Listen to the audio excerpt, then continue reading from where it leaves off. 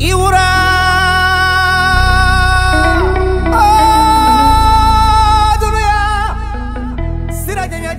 brave fils de la Haute Volta, sous la houlette de Moro Nabasara, fils de Moro Naba, comme deux, ont su, comme un seul homme, taire leurs divergences, leurs querelles intestines, pour travailler avec intelligence, avec patience et avec détermination à la reconstruction du pays des hommes internes le 4 septembre 1945.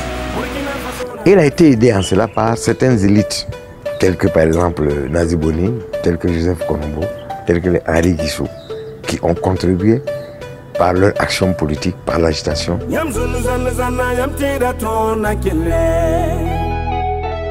ne peux pas parler de la reconstitution de la Haute-Volta sans parler de Ouézin, sans parler de Nazi. C'est donc dire que nous devons l'existence du Burkina Faso d'aujourd'hui à ces hommes et femmes qui ont pris sur eux d'assumer leur mission historique.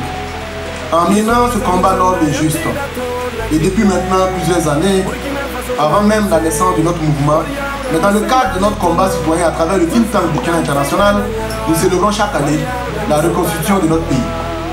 Ces moments historiques de la reconstitution de la Haute-Volta, actuelle Burkina Faso, méconnus malheureusement par la majorité de nos compatriotes, notamment les plus jeunes, devraient être des occasions pour déconstruire les clichés inculqués à nos populations.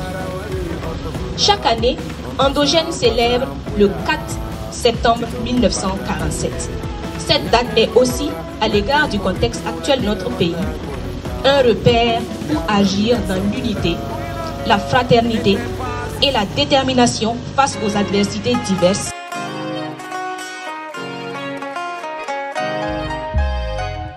Ils ont dû penser que c'était indécent qu'un pays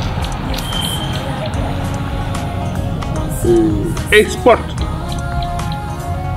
les bras les plus valides et reste toujours en l'état pour aller développer les autres contrées.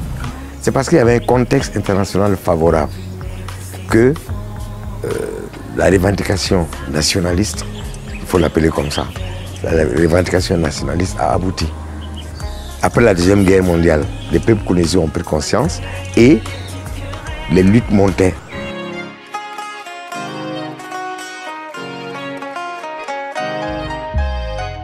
Que les jeunes se rappellent qu'ils ont un pays à bâtir et que ce pays-là a failli ne pas exister, et les jeunes devraient toujours se rappeler les sacrifices.